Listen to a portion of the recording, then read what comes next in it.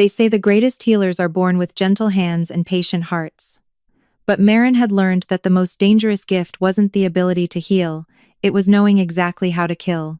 Every pressure point that could save a life could also end one. Every herb that dulled pain could bring eternal sleep. And the blood that ran through her veins wasn't entirely human, no matter how carefully she bled red when she cut herself in front of others. 15 years. 5,475 days of swallowing the truth like poison, letting it burn through her throat every single morning, when she woke in the cramped servants' quarters of Valehaven's charity hospital. 15 years of binding her true nature so tightly beneath this borrowed skin that sometimes she forgot which parts of her were real and which were the carefully constructed lie. She had been 12 when she'd stumbled through Valehaven's gates, a child covered in ash and blood that wasn't hers, carrying nothing but the clothes on her back, and a secret that would get her burned alive if anyone discovered it. The hospital's head physician, old Master Corvin, had seen something in her desperate eyes, perhaps pity, perhaps recognition of a fellow soul running from something. He'd given her a pallet in the servants' hall and taught her to clean wounds, set bones, prepare poultices. He never asked about the strange way injuries seemed to close faster under her touch, never questioned why patients assigned to her care recovered from infections that should have killed them, never wondered aloud why she never fell ill, despite tending to plague victims in poison cases that felled other healers within days. Master Corvin had died 3 years ago, taking his silent questions to the grave. Now, at 27 or whatever age meant to something like her, Marin moved through Valehaven's hospital corridors like a ghost, present but unseen, essential but unacknowledged. The other healers called her lucky, another cruel irony that made her want to laugh until she wept. Lucky, because she could touch a festering wound and sense exactly which herbs would draw out the poison. Lucky, because she could lay her palm against a fevered forehead and know whether the patient would live or die before dawn.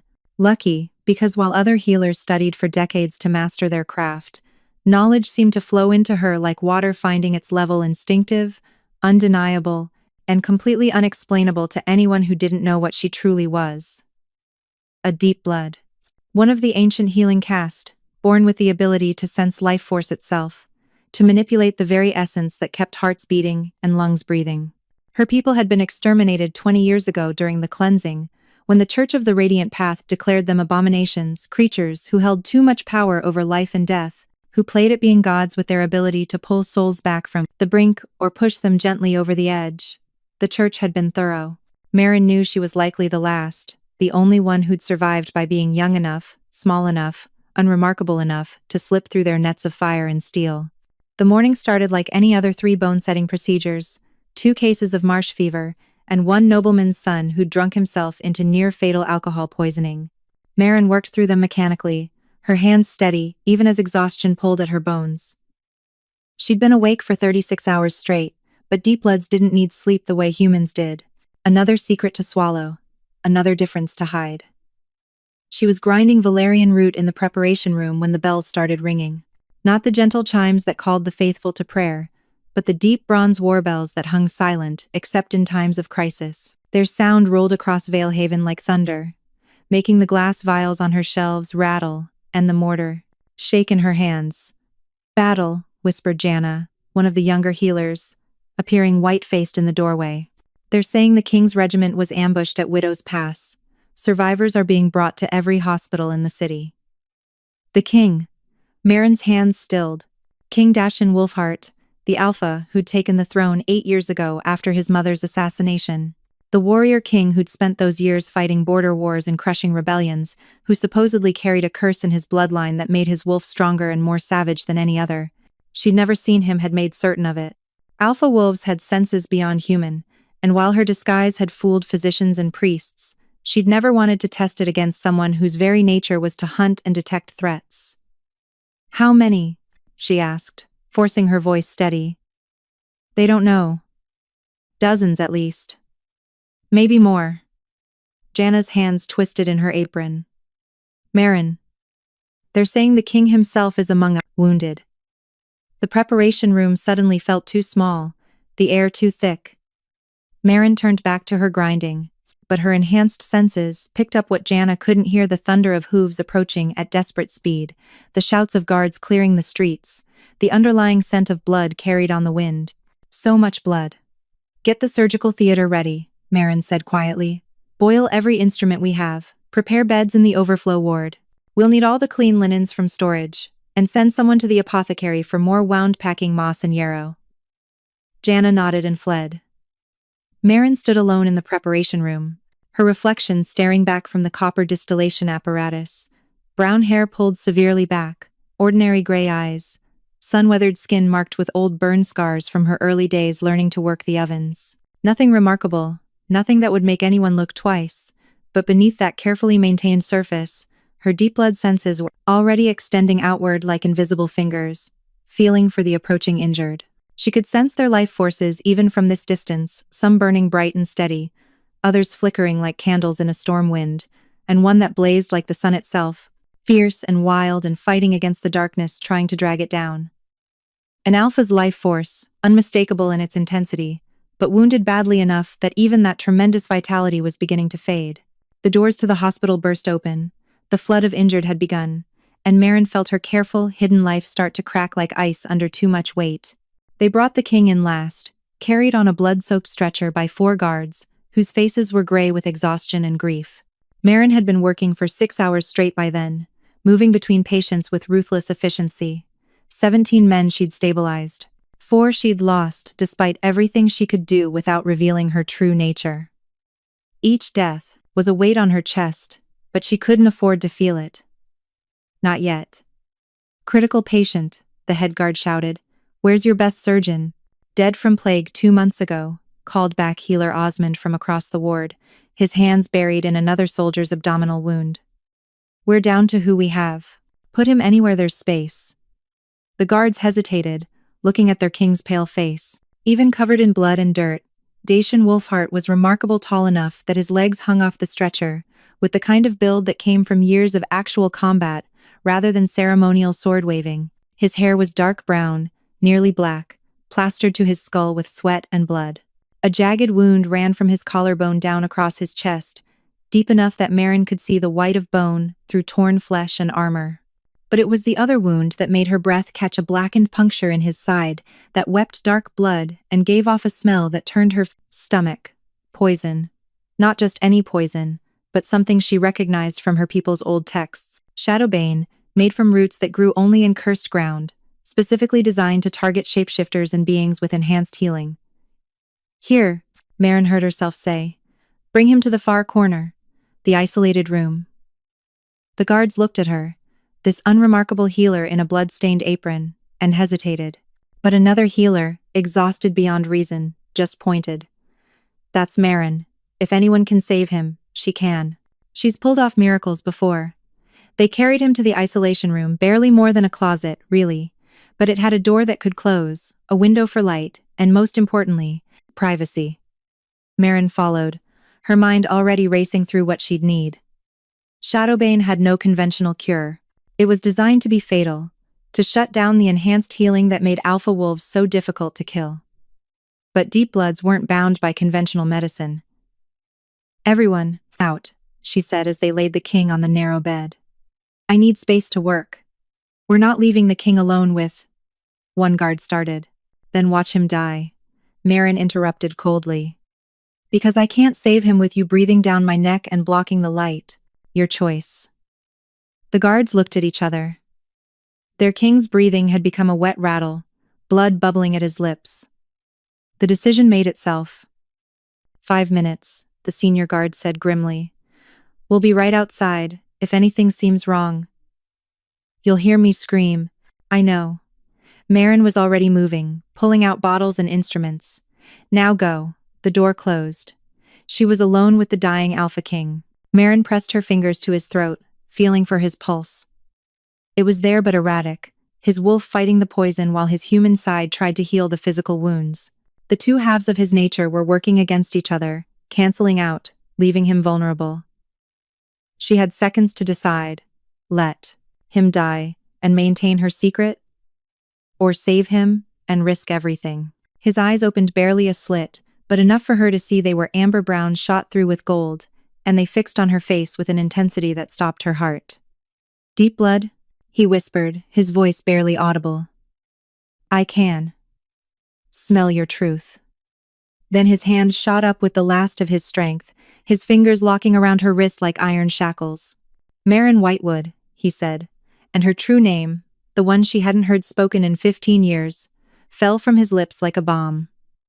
Daughter of Iris, the merciful. Last of the healing caste. His eyes rolled back and he went limp. But his grip on her wrist remained. And Marin realized she'd just lost everything. Her true name hung in the air like smoke. For 10 heartbeats, Marin couldn't move, couldn't breathe, couldn't think beyond the single thought screaming through her mind. He knows, he knows, he knows. But he was unconscious now, his grip on her wrist loosening as the poison dragged him deeper into darkness. In minutes, he'd be dead. And dead men told no secrets. She could let him go. Should let him go. Every instinct for self-preservation that had kept her alive for 15 years demanded it. Her hands moved anyway, pulling back his ruined armor to expose the wounds fully. The blade cut was severe but manageable. The Shadowbane poisoning was the real threat. She could see the black veins spreading from the puncture wound, crawling up toward his heart like dark lightning. "Damn you," she whispered to the unconscious king. "Damn you for knowing. Damn you for making me choose." She couldn't use her full power, not with guards right outside the door. But she didn't need to. Deep blood healing wasn't flashy, it was subtle, working with the body's own life force rather than against it. She placed one palm over his heart and the other over the poisoned wound, closed her eyes, and let herself feel. There his life force, that blazing sun she'd sensed earlier, now flickering and unstable. And there, the poison, a foreign corruption trying to smother it. In her mind's eye, she saw how they interacted, saw the exact points where the Shadowbane was disrupting his wolf's natural healing. She began to work, using her gift carefully. Precisely. Not healing him directly, that would leave traces, evidence. Instead, she guided his own life force, showed his wolf where to direct its energy, helped his body recognize and isolate the poison. She was just assisting, nudging, absolutely nothing that couldn't be explained as conventional medicine combined with an alpha's natural resilience. The Shadowbane fought back, but she was patient. Minutes passed. Outside, she could hear the guards growing restless, their footsteps pacing. Her time was running out. Finally, the black veins stopped spreading. Then, slowly, they began to recede. Marin pulled back, dizzy from the exertion. The king's breathing had steadied, his color improving from corpse gray to merely deathly pale. He'd live. His wolf would take care of the rest, now that the immediate crisis had passed. She was reaching for conventional bandages when his hand caught her wrist again. This time his eyes were clear, sharp, and fixed on her face, with an expression she couldn't read. "You saved me," he said, his voice stronger. "Why?" "It's what I do," she replied flatly, trying to pull away. His grip tightened. Deep Bloods were executed for treason. For conspiring against the crown. The church declared them abominations 20 years ago, and my mother... He stopped, something flickering across his face. "My mother signed the execution order. You should have let me die." "Perhaps I should have." Marin met his eyes steadily. "But I took an oath to heal, not to judge. Even kings who inherit their mother's blood-stained crowns." A knock at the door. "Time's up," the guard called. "We're coming in." Dacian's eyes never left hers. "You'll attend the royal hall tonight. There's to be a council meeting about the ambush. I require a personal physician present." "I'm a charity hospital healer, Your Majesty. Surely you have court physicians." "Who couldn't save me?" His voice dropped lower. "You will come." "That's not a request." The door opened. Guards flooded in, relief washing over their faces when they saw their king conscious and breathing. They didn't notice him release her wrist, didn't see the warning in his gold-flecked eyes. But Marin understood perfectly. He was giving her a choice that wasn't really a choice at all. Attend the council meeting, or be hunted as a fugitive deep blood who'd been discovered in hiding. As the guards helped him sit up, beginning to fuss over him, she slipped from the room unnoticed. Or so she thought, until she reached the main ward and found someone waiting. A woman in pristine white robes marked with silver thread stood by the entrance, her presence making every healer in the vicinity unconsciously draw back. She was perhaps 40, with hair gone prematurely silver and eyes like chips of ice. Around her waist, a belt of iron chains clinked softly. Inquisitor Revna Coldwater, High Examiner of the Church of the Radiant Path. I heard the king was brought here, Revna said, her voice pleasant and mild, in a way that made Marin's skin crawl. Poisoned with shadowbane, they say. A miracle he survived, given how rare the antidote is. Her cold eyes found Marin's. Tell me, child, what's your name? The main ward had gone quiet, every healer and patient watching the exchange. Marin felt the weight of their attention like physical pressure, but it was nothing compared to the Inquisitor's gaze, sharp, calculating, seeing too much. Marin, your grace, she said, keeping her eyes lowered respectfully. Just a healer. Just a healer. Revna repeated, tasting the words. How modest, yet the guards tell me you insisted on treating the king personally. Sent them away. Worked alone behind a closed door. She took a step closer, iron chains clinking. That seems rather bold for someone who's just a healer. The king was dying. Marin forced her voice to remain steady, even as her deep blood senses screamed warnings. The Inquisitor wore iron not as decoration but as protection, specifically against the kind of beings who could manipulate life force. Would your grace have preferred I let him bleed out while we debated hospital hierarchy? A few nervous laughs from the other healers, quickly silenced when Revna's gaze swept the room. Of course not. I'm merely curious. The Inquisitor circled Marin slowly, like a wolf circling prey. You see, shadowbane poisoning should be fatal to an alpha wolf.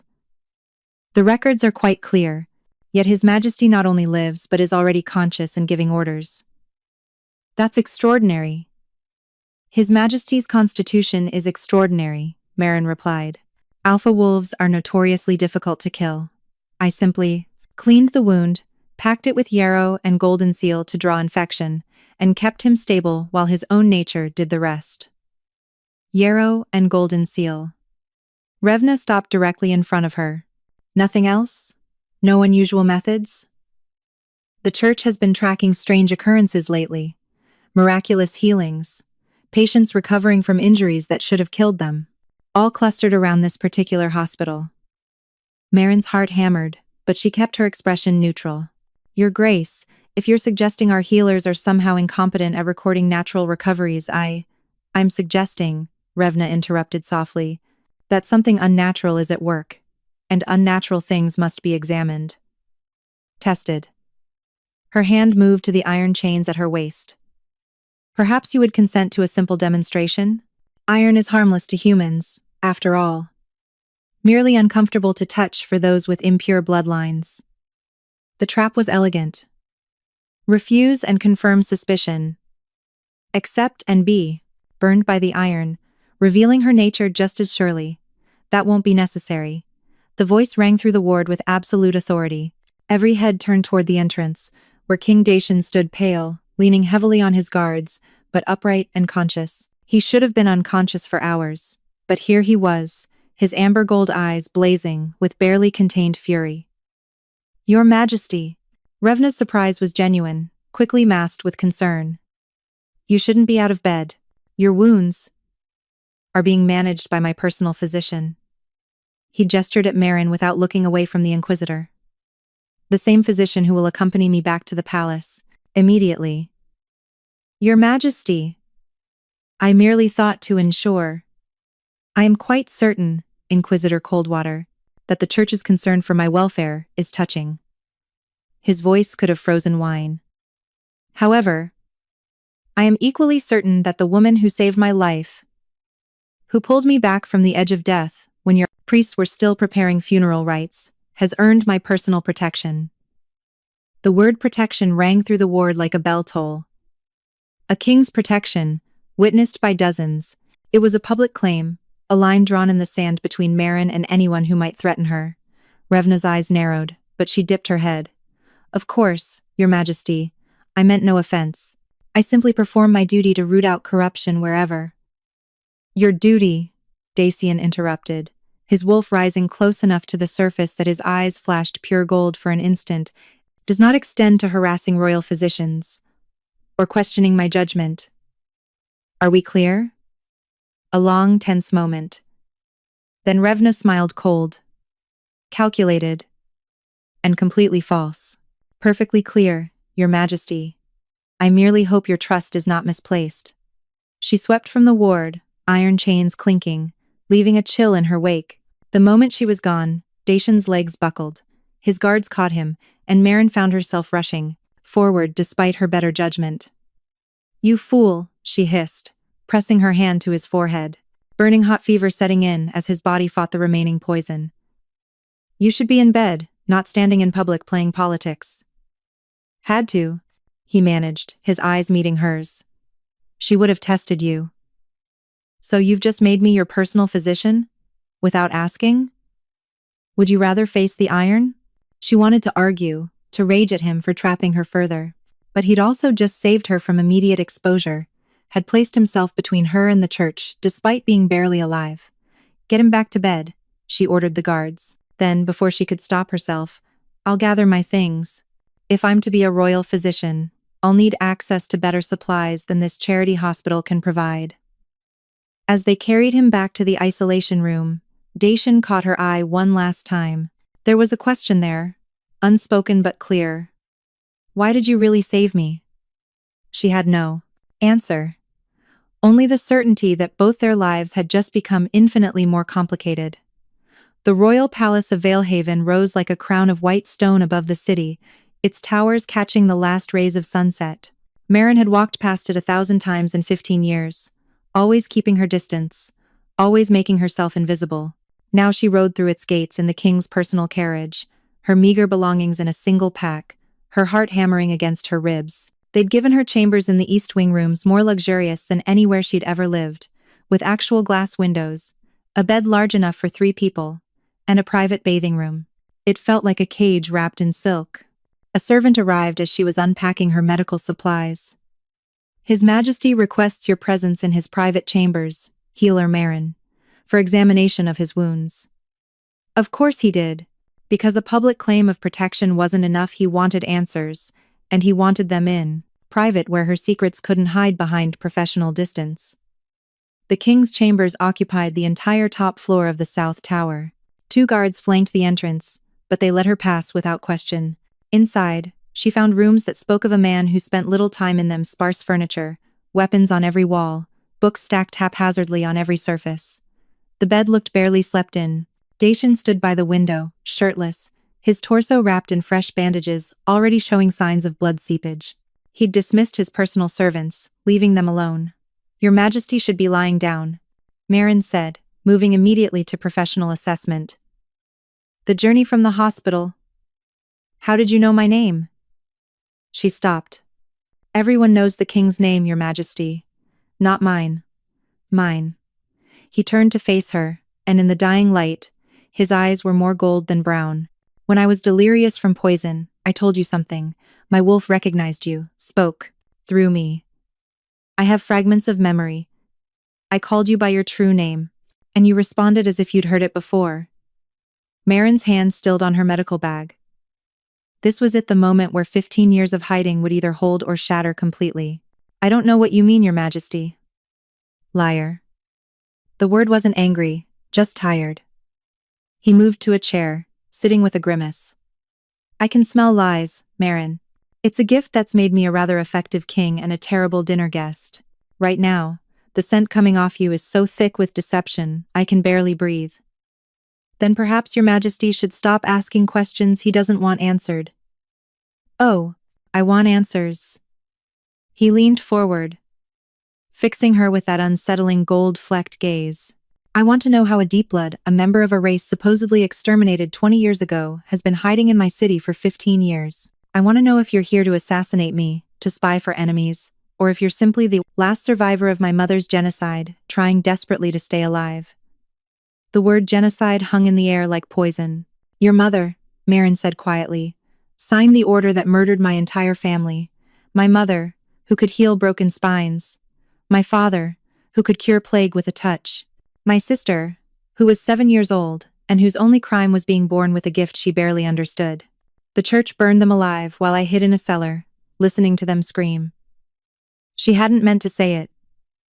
15 years of silence, and the truth just spilled out like blood from a wound. Dacian's face went carefully blank. I was 15 when my mother issued that order. I begged her not to. Told her the Deep Bloods were healers, not threats. She said, he stopped, jaw tightening.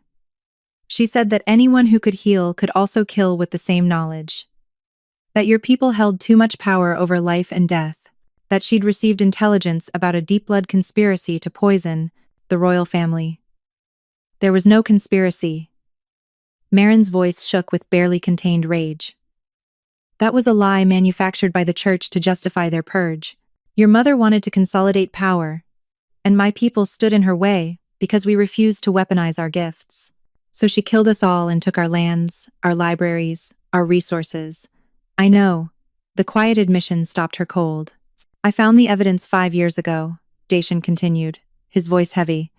After I took the throne, hidden in my mother's private papers, letters from church officials discussing how to eliminate the Deep Blood problem. Fabricated intelligence reports. Plans to seize your people's healing sanctuaries and convert them to military hospitals. His hands clenched into fists. By the time I discovered the truth, it was 20 years too late. Everyone thought the Deep Bloods were extinct. I couldn't undo what she'd done. Marin stared at him, this king who carried his mother's crimes like chains. Why are you telling me this? Because you deserve to know, he met her eyes, and because I want you to understand that I'm not her, that I've spent 5 years trying to undo her damage, to build something better, that I don't want to be the king who exterminates innocents, I want to be the king who protects them. Pretty words, Marin said bitterly.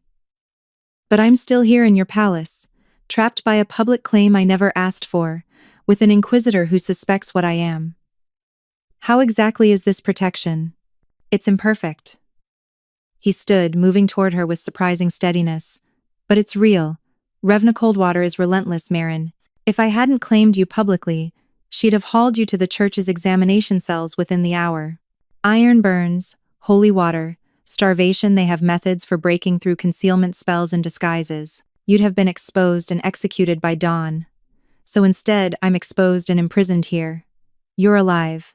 He stopped an arm's length away. And as long as you're under my protection, the church can't touch you. Yes, you're trapped. Yes, Revna will be watching. But you're alive, which is more than you'd be otherwise. She wanted to argue, to rage at him, but he was right, and they both knew it. Why do you care?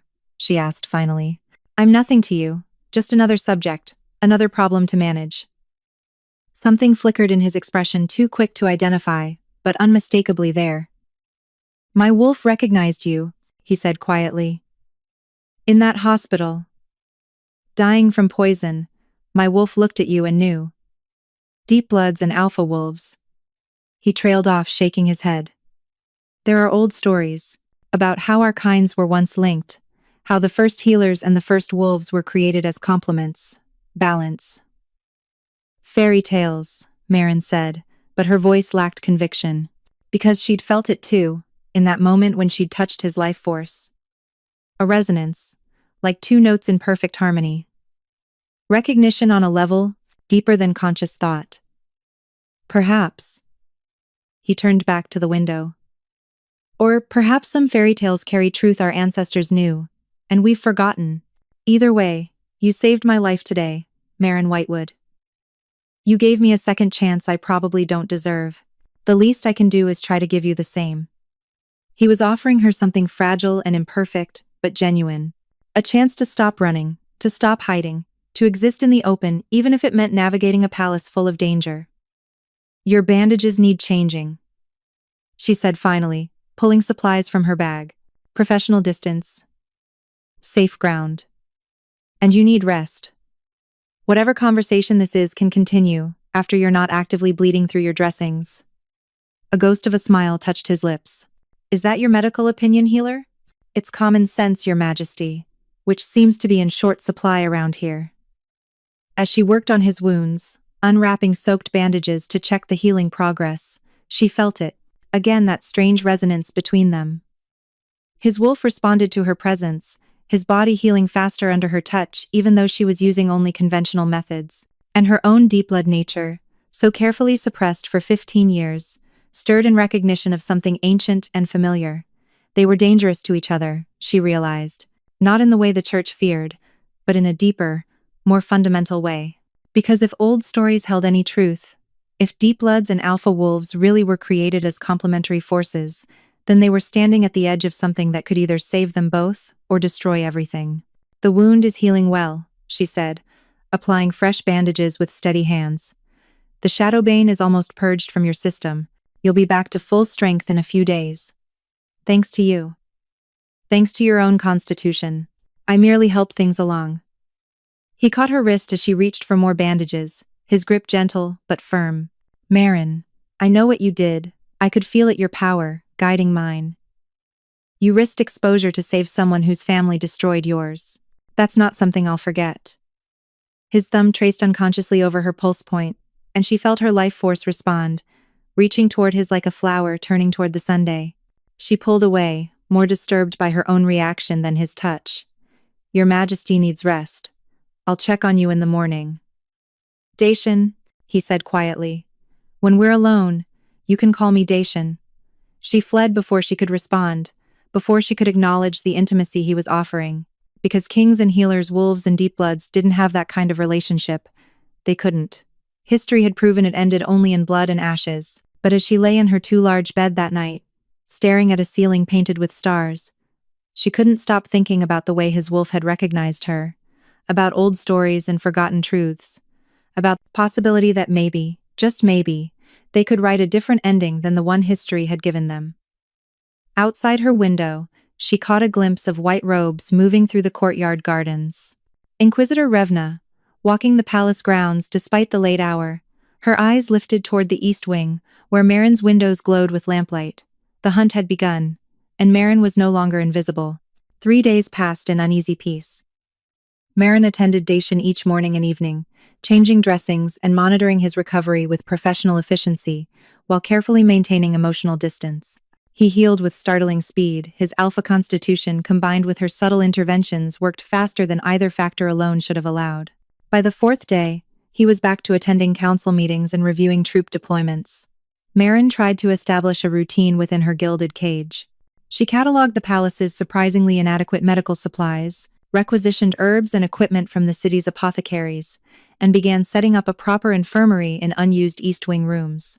The work kept her hands busy and her mind occupied, though she couldn't shake the constant feeling of being watched. Because Revna was always there. In corridors when Marin walked to Dacian's chambers, in the gardens when Marin sought fresh air, at council meetings where healers had no business being, observing with those ice chip eyes that missed nothing. She's gathering evidence, Dacian said one evening as Marin checked his wounds, now barely more than pink scars. Building a case. The church can't move against someone under royal protection without cause, but if she can prove your deep blood through observation alone, then your protection becomes meaningless, Marin finished. And we both look like conspirators. Which is why I've assigned you guards. He gestured to the door where 2 soldiers now stood permanent watch. Royal physician. Security detail. Completely normal, nothing suspicious. It's a prison escort. It's both. He caught her hand as she reached for supplies, his touch sending that now familiar resonance through her. Marin, I'm trying to keep you safe. I've kept myself safe for 15 years, Your Majesty. Dacian, he corrected, his thumb tracing her wrist. And you've kept yourself safe by being invisible. That's no longer an option. A knock interrupted them, a messenger, white-faced and breathless. Your Majesty, there's been an incident in the lower city. The church's examination cells, something escaped. Dacian was on his feet instantly, his alpha instincts snapping to full alert. What do you mean? Escaped? What was being held there? They're not sure, Your Majesty. The cells were designed to hold unusual prisoners. Whatever broke out killed 3 inquisitors and 2 guards. There's blood everywhere, but no bodies, just pieces. Marin felt her blood turn to ice. The church's examination cells were where they took suspected unnatural creatures, anyone who showed signs of magical ability, unusual healing, or resistance to conventional weapons. They were torture chambers, dressed up as investigation facilities, and she'd lived in terror of them for 15 years. Seal the lower city, Dacian ordered. Double the watch. I want search parties in every district by dawn, and get me a full report on what the church was holding in those cells. The messenger fled. Dacian turned to Marin, his expression grim. This is bad. If something dangerous enough to slaughter trained inquisitors is loose in the city, it wasn't an escape. The voice came from the doorway, cold and certain. Revna stepped inside, her white robes pristine despite the late hour, iron chains clinking softly. It was a rescue. Inquisitor Coldwater, Dacian's voice held warning. This is a rescue mounted by someone with intimate knowledge of church protocols and security measures. Revna's eyes fixed on Marin with laser focus. Someone who would have reason to free prisoners from our examination cells. Someone with abilities that would let them bypass iron wards and blessed barriers. Are you accusing my personal physician of mass murder? Dacian's voice dropped to a growl, his wolf rising close to the surface. I'm stating facts, Your Majesty. Revna pulled out a piece of cloth, holding it up to the lamplight. It was stained with blood, but not red. Silver, unmistakable, even in the dim light. This was found at the scene, deep blood essence. The same signature we've been tracking across the city for months. The same signature that surrounds this very palace like fog. Marin's mind raced. Silver blood meant an injured deep blood, but she'd been in the palace all evening, with guards outside her door and Dacian as witness. She couldn't have been in two places at once, unless there was another deep blood in Valehaven, another survivor. The thought was both terrifying and exhilarating. She wasn't alone. After 15 years of believing herself the last, someone else had survived. But they'd just committed mass murder and would bring the church's full wrath down on anyone associated with deep blood signatures, including her. I've been in the palace all evening, Marin said, forcing her voice steady. The guards outside my chambers can testify to that. Whatever happened in the lower city. Oh, I don't think you physically committed the crime, Revna interrupted smoothly. But I think you know who did. I think you've been in contact with other survivors. That you're part of a conspiracy, just as we suspected 20 years ago. That's enough. Dacian moved between them, his presence suddenly overwhelming every inch the Alpha King. You have no evidence linking my physician to this incident. Only speculation and prejudice. Unless you can produce actual proof, I can produce this. Revna pulled out a second item, a small vial of liquid that glowed faintly silver in the darkness. Essence extracted from the examination cell. We use specialized methods to identify magical signatures. This essence, she looked directly at Marin, matches yours perfectly. Same bloodline, same family markers. Whoever escaped those cells is your direct relative. The room tilted. Marin grabbed the edge of the desk for support, her mind reeling. Direct relative meant immediate family. But her parents were dead, she'd watched them burn. Her sister had been 7, too young to survive alone. Unless... My sister, she whispered. Kessa. She was 7 during the purge. I saw them take her, saw the flames. But you never saw a body? Revna finished, her smile cold with triumph. How convenient. The last deep blood in hiding. And now we discover, she has a sister who's been imprisoned for months, growing increasingly unstable from isolation and church interrogation. A sister she never mentioned, never tried to free, until you were important enough to matter, a new voice said from the window. They all spun. A figure crouched on the window ledge impossibly high for anyone to reach without wings or magic.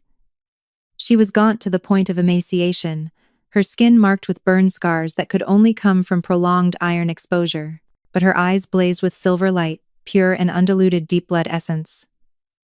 And despite 15 years and terrible transformation, Marin recognized her little sister. Kessa, she breathed. Hello, Marin. Kessa's voice was wrong, too harsh, too old for someone who should be 22. I've been looking for you for so long, ever since they finally let me out of my cell. She tilted her head, and the movement was subtly off, predatory in a way deep bloods weren't meant to be. I killed them all, you know, every inquisitor who put iron to my skin. Every guard who held me down while they tested my limits. I killed them slowly, using everything Mother taught us, every pressure point that brings agony, every technique to keep someone conscious while they bleed. Kessa, please. Marin started forward, but Dacian caught her arm.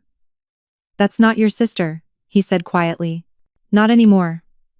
I can smell it, her essence is corrupted, twisted by pain and rage until it became something else.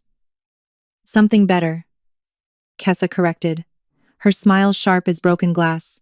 The church wanted to know how much we could endure. Turns out, quite a lot. And we learned such interesting things when pushed past our breaking point. Like how to heal or not heal, how to make pain last forever, how to turn our gift for life into mastery over death. She jumped down from the window with impossible grace, landing in a crouch. Where her feet touched the floor, the stone cracked and darkened, life force draining from the very material. I've come for you, sister. It's time to stop hiding. Stop pretending to be their pet healer. Time to show them what deep bloods really are when we stop being merciful. Revna moved, iron chains whipping toward Kessa with practiced precision.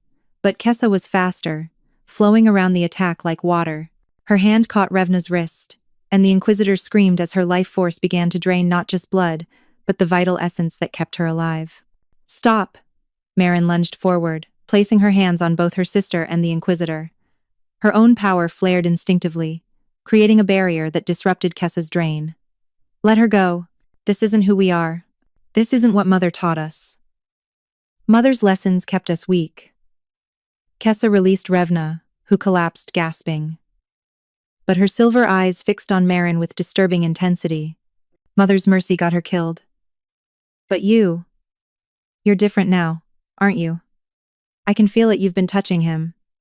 She gestured at Dacian. An alpha wolf. Do you know what we could do with access to that kind of power? The things we could accomplish? I won't help you kill, Marin said firmly. If you want revenge, I understand. But this path isn't a path. It's what I've become. Kessa's expression softened slightly, showing a glimpse of the child she'd been. They broke something in me, Marin. Something that can't be fixed. But together, we could break them back. Make them pay for what they did to our family. The people who ordered the purge are dead. Dacian interjected, his voice calm despite his ready stance. Queen Helena died 8 years ago. Her council was disbanded. Killing innocents now won't bring justice, only more pain. Kessa laughed, bitter and broken. Innocents? There are no innocents. Everyone in this city benefited from our genocide. They took our lands, our knowledge, our sacred places, and turned them into common hospitals and barracks. They wear our crystallized essence as jewelry. Her eyes fixed on Revna's pendant, now cracked and dark. They make trophies of our dead. You're right, Marin said, quietly. They do. And it's wrong. And it's evil. And I've wanted revenge every single day for 15 years. But Kessa. She stepped closer, ignoring Dacian's warning growl. If we become monsters to fight monsters, we prove them right. We prove the church was justified in fearing us. I don't care about justification. Kessa's voice broke on the last word. I care that I spent 12 years in a cell being tortured because of what I was born as. I care that no one came for me, that my own sister lived free while I screamed in the dark. The accusation hit like a physical blow. Because it was true, Marin had survived by being invisible, by not drawing attention, by not risking herself to search for other survivors. She'd assumed everyone was dead because it was easier than living with the guilt of not saving them. I'm sorry, she whispered. Kessa, I'm so sorry. I thought you were gone. I thought I was alone. If I'd known. But you didn't know. Didn't look. Didn't risk your comfortable hiding place to check. Kessa's form began to shimmer, her control slipping as emotion overwhelmed her. Well, I'm here now. And you have a choice, sister. Join me. Help me make them pay. Or stand aside and watch me burn this city down around the people who destroyed us. Or, Dacian said, his alpha power filling the room with undeniable authority. You accept my offer of sanctuary. Royal protection. Like your sister. a chance to heal from what was done to you, rather than spreading that damage to others. Kessa's laugh was pure madness. Protection from an alpha king? Your mother started this. Your bloodline is soaked in ours. Why would I trust you? Because I can smell truth, and everything your sister told me about the genocide was verified by my mother's own records. Because I've spent 5 years trying to undo her damage. Because, he glanced at Marin, because your sister saved my life, and I owe her more than I can repay. Let me extend that debt to you. For a moment, Kessa wavered. Marin saw the conflict in her sister's eyes, the child who'd loved and trusted, warring with the creature torture had created. Then Revna coughed, struggling to her feet. Your Majesty, you cannot give sanctuary to a confessed murderer. The Church. The Church, Kessa hissed, her decision made, can burn.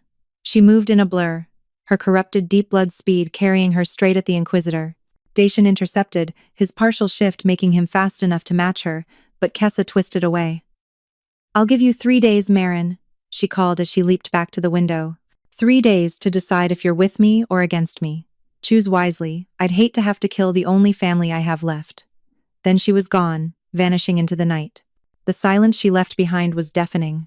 Revna straightened, her hand pressed to her throat, where Kessa's touch had left a withering mark. Your Majesty, she said hoarsely, you just witnessed an attack by a confessed murderer. You heard her threaten the city. You must let the Church hunt her down. What I witnessed, Dacian replied coldly, was a victim of Church torture having a breakdown. You want to hunt her? Fine, but you'll do it according to law, not Church doctrine. Any deep blood captured alive will be brought to me for judgment, not disappeared into your examination cells. The law states that unnatural creatures are protected under the Sanctuary Clause if they seek royal refuge. Marin interrupted, her mind racing. She'd studied every law that might protect her, memorized every loophole. It's an old statute, but never repealed. Any being, regardless of nature, can seek the king's protection. If Kessa formally requests sanctuary, she just threatened to burn down the city, Revna snarled. Under duress, after 12 years of torture, Dacian's voice was iron. Which brings up interesting questions about the Church's examination methods. Questions I intend to investigate thoroughly. He turned to his guards. Escort Inquisitor Coldwater to guest chambers. Comfortable ones. She'll be staying in the palace as my guest until we sort this situation out. You're imprisoning me? Revna's eyes blazed with fury. I'm ensuring your safety. If Kessa returns, you're her primary target. Consider it protective custody. His smile was all teeth. I'm sure you understand. As guards escorted a protesting Revna from the room, Dacian turned to Marin. The moment they were alone, his alpha authority faded, leaving only concern. Are you all right? Marin shook her head, still staring at the window where her sister had vanished. She's alive. All these years, she was alive and suffering, and I did nothing. You didn't know. I should have looked harder. Should have risked. And you'd both be dead. He stepped closer, his presence grounding. Marin, you were 12. You survived the only way you could. That's not cowardice, that's survival. She's going to kill people. Innocent people who had nothing to do with what happened to her. Maybe. He caught her chin gently, tilting her face up to meet his eyes. Or maybe, if we move fast, we can find her first. Offer real sanctuary, real healing. She's in pain, not evil. There's a difference. You don't know that. You saw what she became. I saw what trauma made her. That's not the same as what she is. His thumb traced her cheek, the gesture unbearably tender. Trust me, I know something about being judged for the monster you might become rather than the person you're trying to be. She wanted to believe him. Wanted to think they could save Kessa, fix this, have some kind of happy ending. But she'd seen her sister's eyes, the corruption in her essence that came from using deep blood gifts not to heal but to harm. That kind of transformation wasn't easily undone. 3 days, she said. We have 3 days to find her before she makes good on her threat. Then we'd better start searching. But as Marin looked out at the dark city, she knew it wouldn't be enough time. Kessa had spent 12 years learning to hide, to survive, to hunt. She'd become everything the church feared deep bloods could be. And Marin was going to have to choose between saving her sister and saving the city that had benefited from her family's genocide. Some choices, she was learning, had no right answer. The next 2 days passed in a blur of frantic searching. Dacian deployed his best trackers. Marin tried to sense her sister's life force signature, and the City Watch turned the lower districts inside out, looking for any sign of the rogue deep blood. They found nothing but rumors and panic. A woman with silver eyes seen near the old healing sanctuaries, mysterious deaths in the night of known church informants, shadows that moved wrong in the lamplight.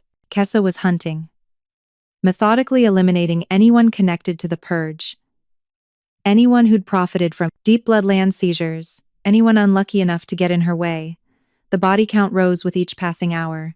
On the third morning, Marin stood on the palace walls watching smoke rise from the lower city, where another fire had broken out during the night. 20 dead this time, including several families with children. The pattern was getting worse, less targeted. Kessa was losing whatever control she'd retained. "We're out of time," Dacian said quietly, joining her on the wall. He hadn't slept in 2 days. She could see the exhaustion in his eyes, the weight of every death, his failure to stop. "The council is demanding I authorize the church to use extreme measures. Revna is screaming about delayed response, enabling terrorism. The people are afraid, and they're right to be." "She's my sister," Marin whispered. "I can't just let them kill her. And I can't let her keep killing innocents." His hand found hers, squeezing gently. "There has to be another way. Some way to reach her, to break through the corruption." A messenger ran up, breathless and pale. "Your Majesty, there's been a message from the creature. She's taken hostages at the old Deep Blood Sanctuary in the Eastern District. Says she'll release them if healer Marin comes alone to meet her." Marin was moving before the messenger finished speaking. Dacian caught her arm. "It's a trap." "Of course it's a trap. She's my sister, she knows exactly how to manipulate me." Marin pulled free. "But those hostages are real, and they'll die if I don't go. This ends today, one way or another." "Then I'm coming with you," she said alone. "I don't care." His eyes blazed gold with alpha authority. "You're under my protection, which means you don't walk into death traps without backup. We go together, or we send in the full guard. Your choice." She wanted to argue, but the stubborn set of his jaw told her it would be pointless. Besides, some selfish part of her was glad facing Kessa alone terrified her, more than she wanted to admit. "Together," she agreed. "But we go in peace. No weapons, no guards. Just conversation. A chance to reach her." "And if conversation fails?" Marin looked at the smoke rising from the lower city, at the fresh graves being dug in the commons, at the fear in every face on the streets below. "Then I'll do what has to be done, even if it destroys me." The old Deep Blood Sanctuary had once been a place of light and healing, a sprawling complex of gardens and meditation halls, where her people had trained new healers and researched cures for impossible diseases. Now it was a burnt shell, destroyed during the purge, and left to rot as a warning against unnatural practices. Marin hadn't set foot here in 15 years. Walking through the ruined gates felt like stepping into a grave. Kessa waited in what had been the central healing chamber. Bodies hung from the walls, not dead, but suspended in some kind of stasis, their life forces barely flickering. Hostages, kept alive, but helpless. 24 of them, at least, including several children. "You came," Kessa said, turning to face them. She looked worse than 3 days ago, her skin grayer, her eyes burning with feverish intensity, her control over her own form slipping. She was consuming her own life force to sustain the corruption, literally burning herself out from the inside.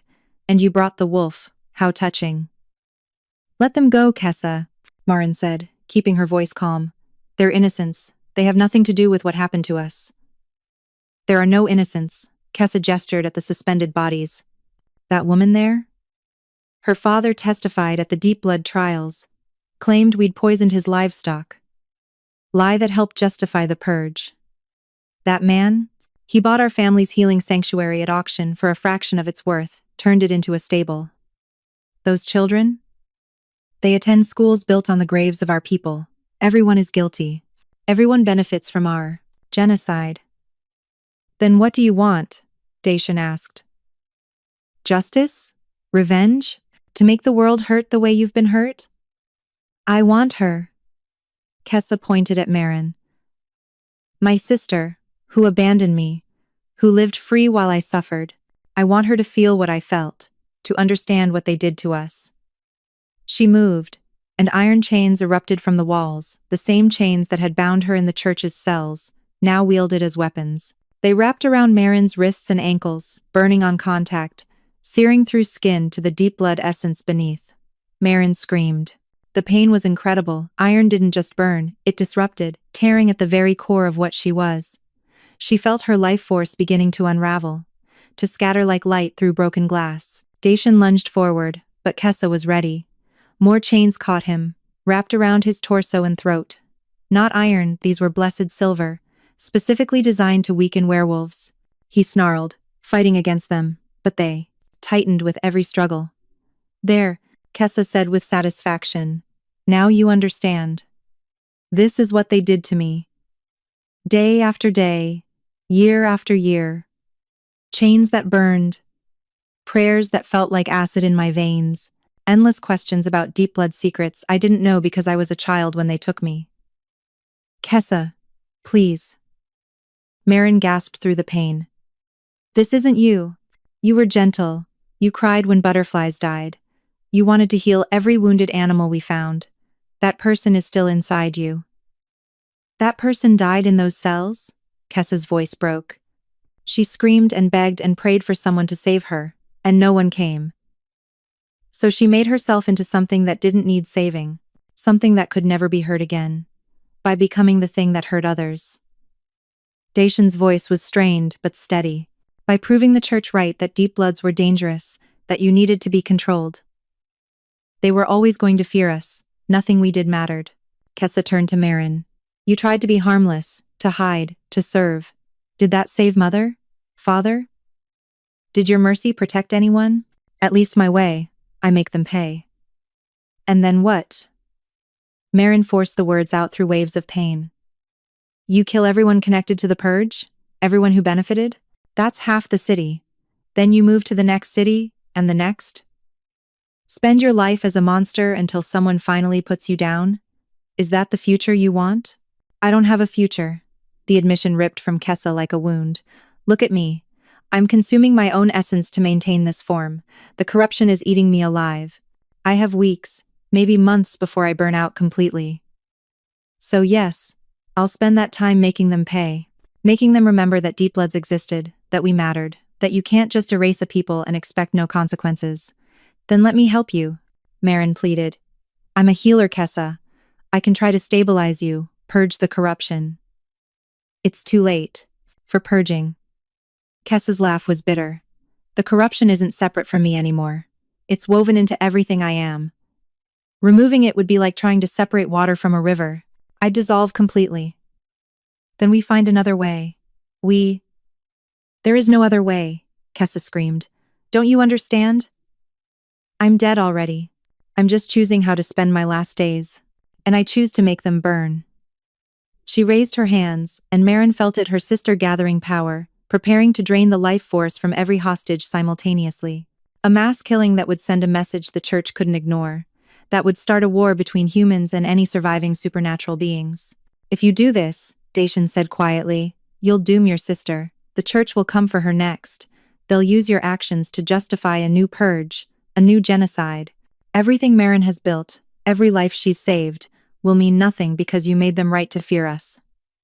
Kessa's hands wavered. She can escape. Go into deeper hiding.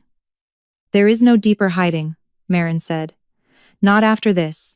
Dacian was right. We're linked. Your actions reflect on me, mine on you. We're the last deep bloods. What we do now defines how our people are remembered. As healers or as killers. As victims or as monsters. I'm tired of being a victim, Kessa whispered. Then be a survivor instead. Marin fought against the chains, even as they burned deeper. Help me show them what deep bloods really were. Not weapons, not threats, just people with a gift we tried to use for good. Let me heal these hostages, show them what our power is truly for. Let our legacy be mercy, not massacre. For a long moment, Kessa stood frozen, torn between vengeance and the memory of who she'd been. Marin could see the war in her sister's eyes, the corrupted creature fighting against the dying ember of the gentle child. Then Kessa's hands dropped. I can't, she said brokenly. I want to, Marin. I want to be the person you remember. But I look at them, at these humans who sleep safe in beds while I screamed in darkness, and all I feel is rage. The corruption isn't something done to me, it's what I chose to become to survive. And I can't unchoose it now. She turned toward the hostages, power gathering around her hands. I'm sorry, she whispered. I'm so sorry I'm not strong enough to be better. Marin made her choice. She released her own power, not the careful, subtle healing she'd used for 15 years, but everything. Her full deep blood essence unleashed without restraint, blazing like a star-going supernova. The iron chains couldn't hold her true nature, not when she stopped trying to compress herself into human limits. She shattered the chains and threw herself between Kessa and the hostages. If you're going to drain them, she said, her form now fully deep-blood translucent skin showing constellations of light within, hair flowing like liquid silver, eyes blazing with pure life force, you'll have to go through me. Kessa stared at her transformed sister. Marin, move. I don't want to hurt you. Then don't hurt anyone. Marin spread her arms wide. You want to make them pay? Make me pay. I'm the one who failed you. I'm the one who hid while you suffered. Take my life force, drain me completely if that's what you need. But leave them alone. No. Dacian's voice was strained as he fought against his own chains. Marin, don't. It's the only way. She kept her eyes on her sister. Kessa needs resolution. Needs to feel like someone paid for what happened to her. So let it be me. Let her sister's sacrifice mean something. Sacrifice? Kessa's voice broke. You think I want that? You think I survived 12 years of hell just to kill the only family I have left? I think you're in pain, Marin said gently. Pain so deep it's destroyed everything else. And I think maybe, if someone finally acknowledges that pain, accepts responsibility for failing, you might find a way to let go of some of that rage. It's not your fault. Tears streamed down Kessa's face, the first real emotion beyond rage Marin had seen in her. You were a child. You couldn't have saved me. But I can save you now. Marin stepped closer, within arm's reach.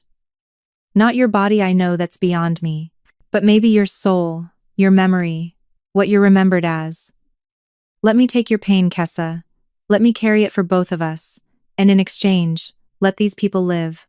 Let them tell the story of the deep blood, who could have killed them but chose mercy instead. Let that be your legacy. Kessa's power wavered, flickered. I don't know how to be merciful anymore. Then let me show you. Marin reached out and took her sister's hands, ignoring the corruption that tried to drain her life force on contact. She pushed back with her own essence, not fighting but embracing, absorbing the pain, the rage, the agonized memories of 12 years in hell. It was like swallowing fire. Kessa's experiences flooded into her every moment of torture. Every prayer screamed into darkness. Every day hope died a little more. The weight of it threatened to crush Marin's mind, to corrupt her essence the same way it had destroyed her sister's. But she held on. Because this was what healers did, they took pain into themselves and transformed it into something bearable. And she was the last deep-blood healer. If she couldn't heal her own sister, what was her gift worth? Let go, she whispered. Kessa, please, let go of the rage. You've carried it long enough. For a moment, nothing changed. Then, slowly, Kessa's grip loosened. The corruption began to bleed away, flowing into Marin, leaving Kessa's essence purer. Not healed, too much damage had been done, but clearer, lighter. I'm so tired, Kessa whispered. I'm so tired of hurting. I know. I know. Marin pulled her sister into an embrace, ignoring the way Kessa's form flickered and faded. You can. Rest now. Let me carry this for you. The hostages. I'll heal them. I'll make sure they remember you as more than a monster. Kessa sagged against her, and Marin felt it, her sister's life force finally giving out, the corruption having consumed too much of her essence to sustain even this fragile existence.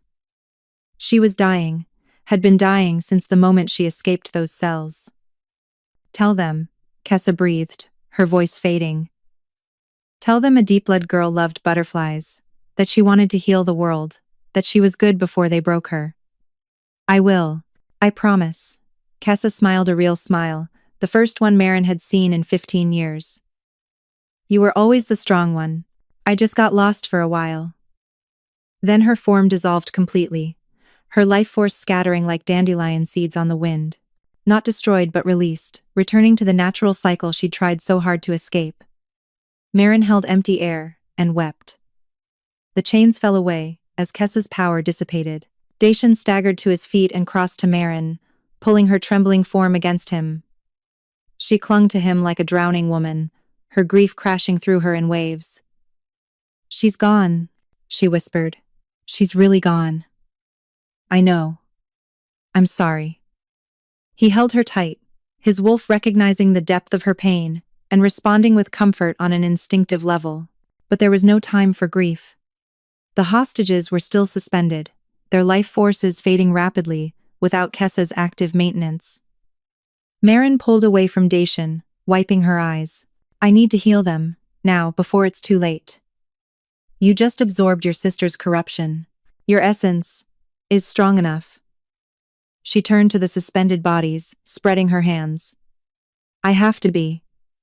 She reached out with her power, touching each life force gently. The corruption Kessa had left in them, the draining effect was easy to reverse. She simply gave back what her sister had taken, replenishing their strength, knitting torn life force back together. But the corruption within her was harder to manage. It burned through her veins like acid, whispering suggestions of violence, showing her all the ways she could make the humans pay for what they'd done. She could drain them, kill them, prove that deep bloods were as dangerous as the church claimed.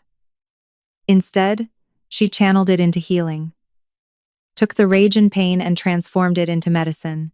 Every dark impulse became fuel for restoration, every vengeful thought converted into life-giving energy. It was agonizing, like forcing poison to become antidote through sheer will. But she was Marin Whitewood, daughter of Iris the Merciful, last of the healing caste. This was what she was for. One by one, the hostages woke. Confused, frightened, but alive and whole. They stared at the glowing deep blood before them with awe and terror in equal measure. Go, Marin said, her voice echoing strangely in her transformed state. Return to your families. Tell them what you saw here. Tell them a deep blood healed you. They fled, stumbling through the ruins of the sanctuary. When the last one was gone, Marin's knees buckled. Dacian caught her before she hit the ground. I can feel it, she gasped. The corruption. It's trying to take root, to change me like it changed her. Then we purge it. He pressed his forehead to hers. Together, my wolf and your light, like before, when you healed me, balance. Dacian, if this goes wrong, it won't. His certainty was absolute. I won't let it. You saved my life. Now let me save yours. He shifted, not fully, but into that in-between state where his alpha nature rose closest to the surface. His wolf's primal energy surrounded them both, dark and wild and ancient. It should have been anathema to her deep blood essence, hostile to her very nature. Instead, it felt like coming home. She let her own power rise completely, no more hiding, no more restraint. Her deep blood essence blazed like a sun, pure life, force made manifest. And where it touched Dacian's wolf darkness, something impossible happened. They merged, not destroying each other, not canceling out, but combining. Light and shadow interweaving. Life force and predatory power, balancing into something that had never existed before. The corruption within her couldn't survive the transformation. It was designed to thrive in isolation, in pain, in corrupted deep blood essence. But this new combined energy was too pure, too balanced to sustain it. The corruption burned away, like morning fog before sunrise. But the transformation didn't stop there. Energy exploded outward from them, washing across the ruined sanctuary. Where it touched, things changed. Dead gardens began to bloom with flowers that glowed silver and shadow dark. Broken walls knit back together, but instead of pure stone, they became something new alive somehow, breathing, warm to the touch. The very air shifted, becoming charged with an energy that was neither purely natural nor purely magical but something between.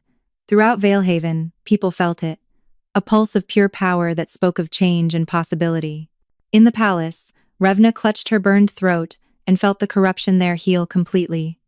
In the lower city, those injured in Kessa's attacks found their wounds closing. Children born with traces of magical heritage felt their gifts stabilize, no longer the dangerous unknown, but something they could understand and control. The old boundaries were dissolving. Human and magical, natural and supernatural, all the lines that had kept species separate and fearful were blurring. And at the center of it all, Marin and Dacian stood transformed. Not fully deep-blood or fully wolf. Not human but not entirely other. Something new. Something balanced. What did we do? Marin whispered, staring at her hands still translucent but shot through with shadow now, still glowing but with a darker edge. Changed everything, Dacian replied, his voice holding harmonics that hadn't been there before, his form more solid than his shifted state but still holding wolf edges. The old stories were right. Deep bloods and alpha wolves weren't meant to be enemies. We're complementary forces, and when we finally stop fighting each other, we become something neither could be alone. She looked up at him, seeing him clearly for the first time not as king or alpha or potential threat, but as the other half of something ancient and essential. We can't go back. No, he agreed, but maybe we can go forward. He kissed her then, and where their lips met, the transformation completed. The mate bond, that pull they'd both been fighting, snapped into place fully, not a chain but a bridge, connecting their essences on a level deeper than blood or magic. When they finally pulled apart, the ruined sanctuary had transformed completely into a living temple, walls breathing, gardens blooming with impossible flowers, air itself humming with balanced energy. A place where healing and strength combined, where life force and predatory power found harmony. The church won't accept this, Marin said quietly. Revna will use it as proof that we're dangerous, that mixing humans and magical beings is abomination. Let her try. Dacian's eyes blazed with gold and silver both. We just proved something that terrifies them more than any monster, that cooperation is more powerful than segregation, that the old boundaries don't have to hold. A throat cleared behind them. They turned to find Revna herself standing in the sanctuary entrance, flanked by church guards. But her expression wasn't the triumph Marin expected. Instead, she looked uncertain. Your Majesty, the Inquisitor said slowly, her hand unconsciously touching her healed throat. The Church Council requires an explanation for the magical surge that just swept the city. And for this? She gestured at the transformed sanctuary, at Marin and Dacian's altered forms. The explanation is simple, Inquisitor. Dacian's voice held unquestionable authority. The old ways failed. Segregation and persecution created the very monsters you feared. So we're trying something new: integration instead of elimination. Healing instead of hunting. Balance instead of genocide. The Church can adapt or become irrelevant. His alpha power filled the space. Because this transformation, it's not just here, it's spreading. Everyone in the city felt it. And they're not afraid, they're curious, hopeful, ready for change. Revna stared at them for a long moment. Then, slowly, she removed the iron chains from her waist and let them fall. The corruption you healed in me, she said quietly, came from my own hatred, my own fear. I felt it burn away when your power touched me, and I understood. She stopped, struggling with words. The church taught me that magical beings were evil, but you saved my life twice now. Once from Kessa. Once from the poison her touch left in me. Why? Because it's what we do, Marin said simply. Deep bloods heal, it's our nature. Even when it's people who hate us, who persecuted us, we heal because that's who we are. Revna's ice-chip eyes softened fractionally. I've spent 20 years enforcing the church's doctrine. Hunting, questioning, executing anyone suspected of magical taint. I told myself it was for the greater good, for human safety. But standing here, feeling your power knitting wounds I didn't even know I carried. She shook her head. I don't know if I can be what the church wants me to be anymore. Then be something else, Dacian suggested. Help us build this new world instead of fighting to preserve the old one. The High Council will resist. Many in the church still believe. Then let them resist. But you, Inquisitor Coldwater, what do you believe? Revna looked at her guards, at the transformed sanctuary, at Marin still glowing with balanced deep blood and wolf essence. Finally, she knelt not in submission, but in acknowledgement. I believe, she said slowly, that I've been wrong. That the church has been wrong. And that if a tortured deep blood's last act could still be to spare hostages, if a healer who lost everything can still choose mercy, then perhaps the monsters aren't the ones with magic in their veins. She rose, meeting Dacian's eyes. I'll return to the church. Tell them what I witnessed. Some will listen, many won't. But at least the conversation will begin. That's all we ask. Dacian offered his hand. After a moment's hesitation, Revna took it. Change doesn't happen overnight, but it has to start somewhere. As the Inquisitor and her guards departed, Marin sagged against Dacian, exhaustion finally catching up with her. He supported her easily, his enhanced strength more than equal to the task. We did it, she murmured. Kessa's death meant something. The transformation worked. We actually might survive this. More than survive. He kissed her temple. We're going to change everything, starting with finally acknowledging what we are to each other. And what are we? She looked up at him, seeing her own transformation reflected in his altered eyes. Mates. Partners. The beginning of something new. He smiled. If you'll have me, healer. I know I come with significant baggage, a kingdom in crisis, a church that wants you dead, and a very possessive wolf that considers you its other half. Despite everything, Marin laughed. I come with my own baggage, 15 years of trauma, a people's genocide on my conscience, and enough power to accidentally kill or heal you without meaning to. Perfect. We'll be disasters together. His expression sobered. But seriously, Marin, I know this is fast. I know you didn't ask for any of this, not the exposure, not the mate bond, not the transformation. If you need time... She stopped his words with a kiss. I've spent 15 years hiding, being invisible, playing it safe. I'm done hiding. Whatever we are now, whatever we're becoming, I want to face it with you. The mate bond hummed with contentment, both their essences settling into new equilibrium. They weren't fully deep blood or fully wolf anymore. They were something unprecedented.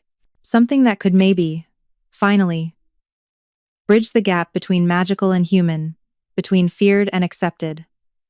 Come on, Dacian said, helping her toward the sanctuary exit. We should get you back to the palace. You need rest, food, and probably several medical evaluations to make sure you didn't damage yourself with that transformation. I'm fine, she protested, even as her legs threatened to give out. You're stubborn, he corrected. There's a difference. As they walked through the transformed sanctuary toward the waiting world beyond, Marin thought about Kessa, about her sister's last request to tell them she'd loved butterflies, that she'd been good before they broke her. She would tell them. Would make sure Kessa was remembered as more than the monster pain had created. Would build monuments not just to the dead but to the survivors, to those who'd fought through darkness and found light again. Behind them, impossible flowers bloomed. The age of hiding was over. The age of balance was just beginning.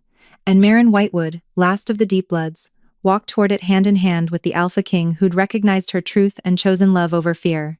6 months later, Marin stood in the renovated sanctuary, now officially the Temple of Balanced Healing, and watched students practice their gifts under careful supervision. Some were purely human, learning conventional medicine. Others showed traces of deep blood heritage, their abilities weak but present, awakened by the transformation that had swept through Valehaven. And a few were young werewolves, learning to control their shifts and use their enhanced senses for diagnostic purposes rather than hunting. They learned together, ate together, became friends despite everything the old world had taught them about separation and fear. It's working, Dacian said, slipping an arm around her waist. He could move silently when he wanted to, his wolf nature making him naturally stealthy. 6 months ago, this would have been impossible. Now look at them. Marin leaned into his warmth, still marveling at how natural it felt. The mate bond had only strengthened over time, their combined essence settling into comfortable harmony. She was still primarily deep blood, he was still primarily alpha wolf, but they carried pieces of each other now balanced, complementary, stronger together than apart. Not everyone approves, she reminded him. The church's conservative faction is still calling for our execution. 3 assassination attempts in 5 months isn't exactly a ringing endorsement. True, but Revna's reform movement is gaining ground. A quarter of the church council now supports integration policies. That's progress. Revna Coldwater had returned to the church and immediately begun advocating for policy changes. She'd faced censure, demotion, even temporary excommunication.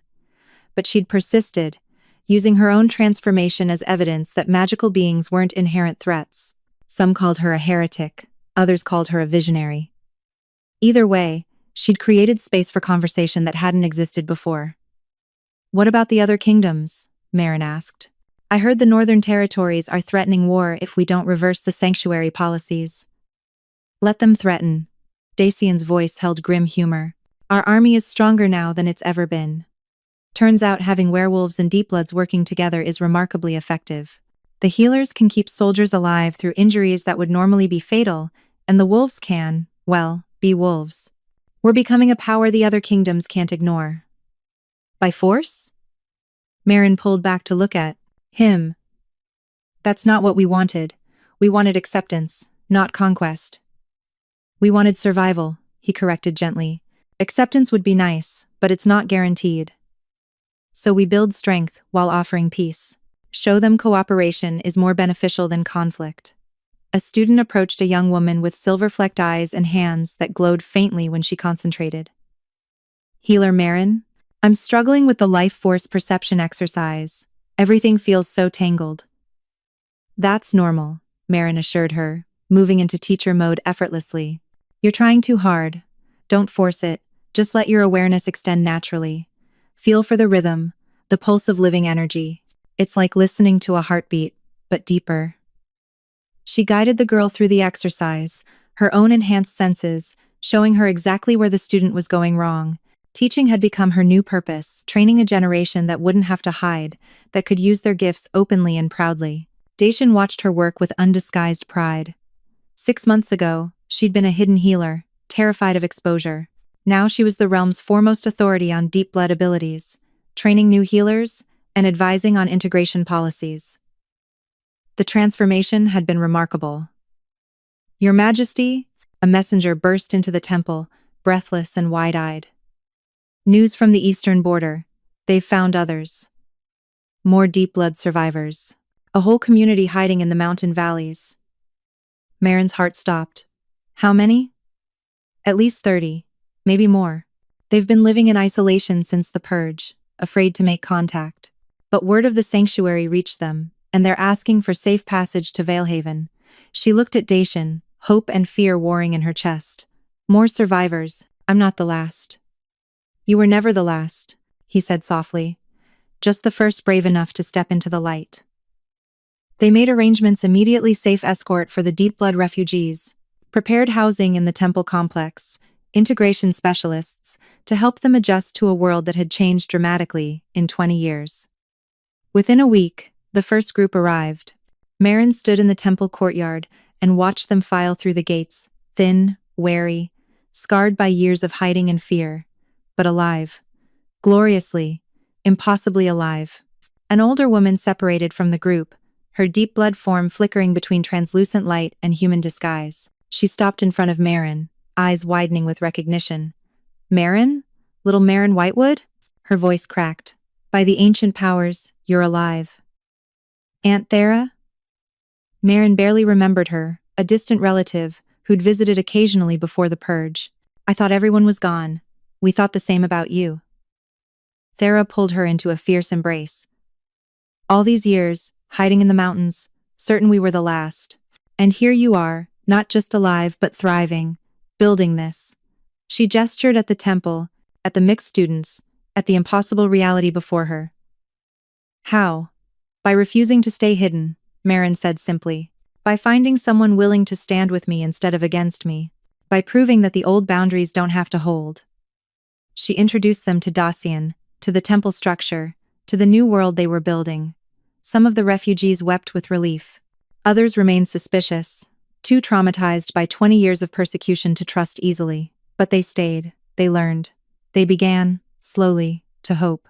A year after the transformation, Valehaven hosted its first interspecies council. Representatives from human kingdoms, werewolf packs, the church, and newly discovered magical communities gathered to discuss integration policies, trade agreements, and mutual defense. It was chaos. Arguments erupted hourly. Ancient prejudices surfaced constantly. At one point, a werewolf representative nearly challenged a church official to a duel over a perceived insult. But they talked. They negotiated. They found, slowly and painfully, common ground. Marin and Dacian presided over the proceedings, their combined authority as leaders of the integration movement, making them natural mediators. They'd been formally bonded 3 months ago, a ceremony that combined werewolf-claiming rituals with deep blood essence joining, witnessed by thousands. The scandal had been magnificent. "I never thought I'd see this," Revna Coldwater said during a brief recess. She'd been promoted to church ambassador for magical relations, a new position created specifically for her reform work. "A year ago, I would have been leading the charge to burn this council to the ground. Now I'm helping facilitate it." "Change is possible," Marin replied, "even for those who seem most set in their ways." Speaking of change, Revna's gaze dropped to Marin's midsection, where a slight bulge was just beginning to show. "Congratulations. I heard the rumors but wasn't sure if they were true." Marin's hand moved instinctively to her stomach, where new life was growing, a child that would be both deep blood and wolf, human and other, a living symbol of integration. "It's true, due in 6 months. The first hybrid child born openly in centuries." Revna shook her head in wonder. "The implications are terrifying and amazing in equal measure," Dacian finished, joining them. His hand found Marin's, their fingers intertwining automatically. "But we'll face them together, as we've faced everything else." The council resumed. Slowly, painfully, they hammered out the Treaty of Balanced Coexistence, a framework for integration that preserved cultural identities while encouraging cooperation. It wasn't perfect. It left many questions unanswered, many conflicts unresolved. But it was a beginning. 5 years after the transformation, Marin stood in her private chambers and watched her daughter play with shadow puppets, shapes that were half light, half darkness, impossible and beautiful. Little Iris, named for Marin's mother, was 4 years old and showed abilities that terrified and delighted in equal measure. She could sense life forces like a deep blood, had the enhanced strength of a young werewolf, and occasionally demonstrated abilities that seemed to belong to neither heritage. She was something entirely new. And she wasn't alone. Dozens of hybrid children had been born in the years since integration began, each one unique, each one carrying potential that previous generations had feared. Dacian entered, fresh from a council meeting, and swept Iris up in his arms. She squealed with delight, her form flickering between states as her emotions surged. "Careful, little star," he cautioned gently. "Remember what your mother taught you about control." "But control is boring," Iris protested. "I want to make big shadows, big lights, show everyone what I can do." "You will," Marin assured her, taking her from Dacian's arms.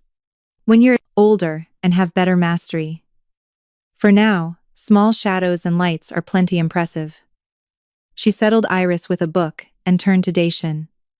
"How was the council meeting?" "Productive. The Northern Territories have agreed to open their first integration temple. Trade with the Eastern Kingdoms has increased 30%, and," he paused, his expression complex, "they've officially repealed the genocide order. The church issued a formal apology for the deep blood purge." Marin's breath caught. 25 years after her family's murder, the church had finally acknowledged their crime. It didn't bring anyone back, didn't undo the trauma or erase the scars. But it was something. "Kessa should have lived to see this," she whispered. "She did, in a way. Dacian pulled her close. Every person we heal carries a piece of her sacrifice. Every hybrid child born freely represents the future she died helping create. She's not forgotten, Marin. She's part of the foundation we're building. On. They'd built a memorial for Kessa in the temple gardens, not a statue of the monster she'd become, but of the child she'd been. A little girl with flowers in her hair, reaching out to touch a butterfly. Beneath it, an inscription: she loved healing until they broke her. Remember the child, mourn the loss, learn from the tragedy. Students visited it daily, left offerings, told stories about not letting pain transform them into weapons. Kessa's death had become a teaching moment, not about the dangers of magical beings, but about the consequences of persecution and the importance of healing trauma before it festered into corruption. What do we tell Iris? Marin asked. About her aunt who died before she was born? About the genocide that tried to erase half her heritage? The truth, Dacian said simply. All of it, the beautiful and the terrible. She needs to understand what we've come from, to appreciate what we're building, and to be vigilant about protecting it. Because the integration was fragile still. Conservative factions in every community pushed back against change. Incidents occurred: violence between species, discrimination disguised as policy, fear manifesting as hatred. The work wasn't finished. Might never be truly finished. But it was possible now in a way it hadn't been before. Children like Iris could grow up without hiding, without choosing between halves of their heritage. That alone made all the struggle worthwhile. 10 years after the transformation, Marin gave her keynote address at the first Inter-Kingdom Healing Conference. Representatives from 15 realms attended, eager to learn integration techniques and balanced healing methods. 10 years ago, she began, looking out at the diverse crowd: humans, werewolves, deep bloods, and hybrids all mixed together. I was hiding in a charity hospital, terrified of exposure, certain that if anyone discovered what I was, I'd be executed. I'd spent 15 years invisible, believing survival meant staying small and unnoticed. She paused, gathering her thoughts. Then, everything changed, not because I suddenly became brave, but because circumstances forced a choice: hide and let others die, or reveal myself and risk everything. I chose risk, and I discovered something remarkable. The stories we tell ourselves about what's possible are often wrong. We're taught that different species can't coexist, that our natures are fundamentally incompatible. But sitting in this room right now are werewolf healers, deep blood warriors, human mages, and hybrid diplomats. We've proven that the old boundaries were artificial. That cooperation isn't just possible, it's powerful. I won't pretend it's been easy. We've faced resistance, violence, betrayal. We've lost people, made mistakes. There are still kingdoms that refuse integration, communities that cling to segregation. But we've also built something unprecedented, a society where a child can be both wolf and deep blood and human, where healing isn't restricted to one species, where strength comes from diversity rather than uniformity. She looked at Dacian, standing at the back of the hall with Iris, now 10 years old and frighteningly powerful, beside him. We've proven that the greatest transformations begin when we refuse to accept the limitations others place on us, when we choose connection over isolation, when we heal rather than harm, even when harm would be easier. The applause was thunderous. After the keynote, attendees flooded forward with questions, seeking advice, sharing their own integration stories. Marin answered until her voice grew hoarse, energized by their enthusiasm. Late that night, alone with Dacian in their private chambers, she finally let exhaustion show. 10 years, she murmured, leaning against him. Sometimes it feels like yesterday I was grinding valerian root in that hospital, trying to be invisible. Sometimes it feels like a lifetime ago. Because you're not the same person. He kissed her temple. That frightened healer hiding in the charity hospital couldn't have imagined giving keynote addresses or training the next generation or raising a hybrid daughter. You've transformed as much as the world around you. We've transformed, she corrected. I couldn't have done any of this alone. True. We're rather impressive together. His tone was light, but his eyes held serious warmth. Ready for the next 10 years? The Council wants to expand integration efforts to the southern continents. Revna's proposing a unified magical human defense force. Iris keeps asking when she can start formal diplomatic training. So many plans. Marin smiled. 10 years ago, my only plan was to survive until tomorrow. Now we're building decades into the future. Is that a yes? It's a yes.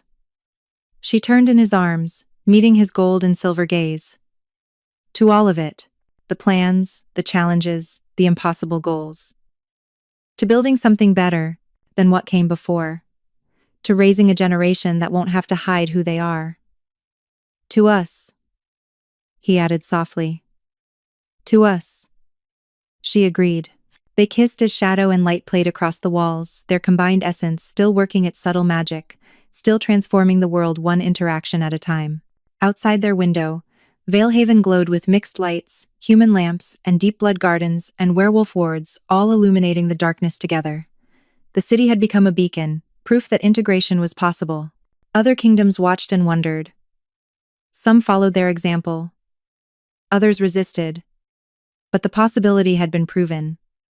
The door had been opened, and Marin Whitewood, who'd once believed herself the last of the Deep Bloods, the final survivor of a genocide, had become something else entirely, a founder, a teacher, a leader, a mother.